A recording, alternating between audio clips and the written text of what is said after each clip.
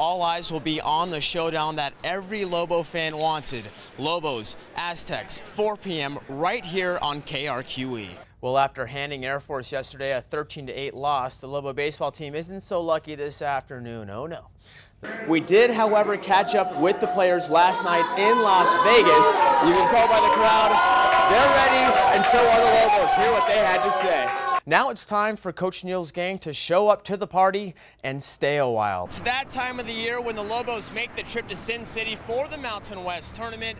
Now, most people here in Vegas leave empty-handed, but for the Lobos and their fans, they hope to leave with 3 of a kind. Well, it was one of the high points from the Mountain West tournament and made the win that much sweeter for the Lobos. You know what we're talking about. We're talking about that dunk. What's this emotion like? Hey, I love it. I love it. How about that big shot? What's running through your head right now? It's better to be lucky than good sometimes. And coming up, a look at a link between college and beer. Why that tasty beverage may be a good reason to head to class instead of skipping. What's it like for you guys to three-peat and to send these seniors out right? That's, we owe it to them. It's been a dynasty, it's been a legacy for those guys. But, we've won this one, and now we're going to start looking forward to the NCAA tournament. Talk a little about that, man. You got the hashtag unfinished business t-shirts going on. Talk about that. Yeah, kiss the rings, unfinished business, all those things. And, we did this last year. We won, and then we came back to the tournament and didn't do what we wanted to do. So we're going to enjoy it while we can, but we got bigger picture. Now, barring any meltdown, it should be smooth sailing for the Lobos. They're 9-1 versus teams on their side of the bracket. Oh, what could have been when former Lobo star Drew Gordon graduated a couple of years ago. Remember all the talk about his little brother Aaron possibly being a Lobo? The Pit had a fantastic reception for the young star. However, Gordon decided to play his ball for Arizona, and well, he's one step away from making it to the Final Four, although a pesky Wisconsin team stands in the way. This game is so good we have to skip to the finish in OT. Wildcats trailing until Gordon hits the 3. It's tied at 57. The Badgers have a guy by the name of Frank the Tank Kaminsky, and he showed why he's called the Tank. Off the errant miss, it's Kaminsky with the putback for 2 of his 28, but it's not over. Badgers cling to a 1-point lead, and as the ball squirts away, officials say it's Badgers ball until taking a look at the replay, reversing the call. So Zona has under 3 seconds for a game winner on a play that they wish they had back. Nick Johnson doesn't even get the shot off on time. Wisconsin is headed to the Final Four, hanging on for a 64-63 win. I'm here with Coach Alford. Coach, you were just looking at the video of Harvard. What are your thoughts on that matchup? Thanks, man. This marks the first time APS has opened a new football facility since 1963. There are reports tonight another school is trying to steal Neal away from the Lobos. Let's get to News 13's Lawrence Gilligan. Lawrence? Yeah, Dick, not even a week after the Lobos got bounced from the NCAAs, there's talk that the rookie head coach is a hot commodity. CBS Sports is reporting that the University of South Florida is going hard after Neal. Neal is just starting the second year of a 5-year deal that pays him $750,000 a season. And the Tampa, Florida school would have to pony up $1 million buyout to UNM to pry Neal away. After they lost to Stanford Friday, UNM athletic director Paul Krebs told the Albuquerque Journal Neal would not be getting a raise despite his success as a rookie head coach. Now, South Florida's new athletic director worked at UCLA last year with Steve Alford. We all know Alford has a very high opinion of his longtime friend and assistant coach Craig Neal. Tonight, the UNM athletic department told us it doesn't comment on rumors. Back to you. This year, 73 conference games will be nationally televised, so all the hype is surrounded on whether or not the conference can perform under the national spotlight. Welcome back. Rio Rancho hosting the 13-1 Carlsbad Cavemen in the championship game of the South Puentes Invitational. This one is all Rams early. Pick it up in the bottom of the third with a runner on second.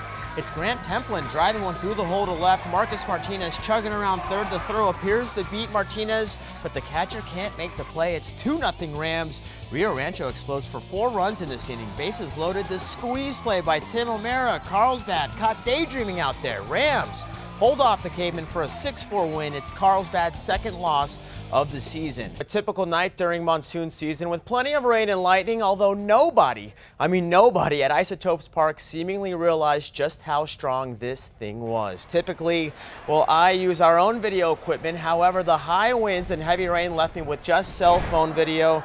This game is postponed in the bottom of the first inning. The Isotopes field crew, as well as members of the Isotope staff, trying to get the tarp on before severe rain and the wind's just too strong. A few of the crew members were swept underneath the tarp. According to the Isotopes front office, nobody was injured in this ordeal. I've never seen anything like this at Isotopes Park. Coming back from the park was definitely crazy too. Fans scurrying to their cars, trying to get out of the rain. Bent signs as well as broken tree branches on the side of the road. Power out on city blocks as people try to make it home without stalling in high water.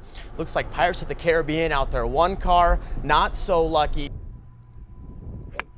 Although high school sports are finished for the year, you will still find 15-year-old golfing sensation Dominique Galloway hitting the links throughout the summer. It's been pretty tough because the girls I've been playing with, they're all like college girls and they're all really, really good.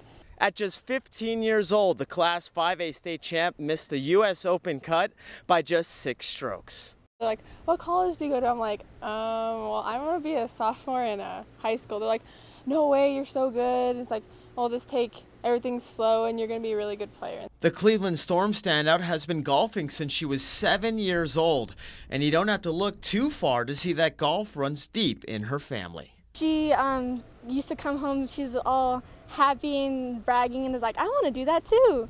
So I kind of stole her golf clubs. Dominique's goal is to win a state title every year in high school, but she says there's one player she'll keep an eye out for come 2015. When my little sister comes up, she'll give me a run for my money, but we're really competitive. So I'm proud of her when she beats me, but also I don't want her to beat me. We're very competitive, but we're also very fun-loving, so it can get pretty heated, but it can also be very fun. A good old-fashioned rivalry is in the making. However, one thing will be for certain: the name Galloway atop the leaderboard. At Santa Ana Golf Course, Lawrence Gilligan, KRQE News 13 Sports.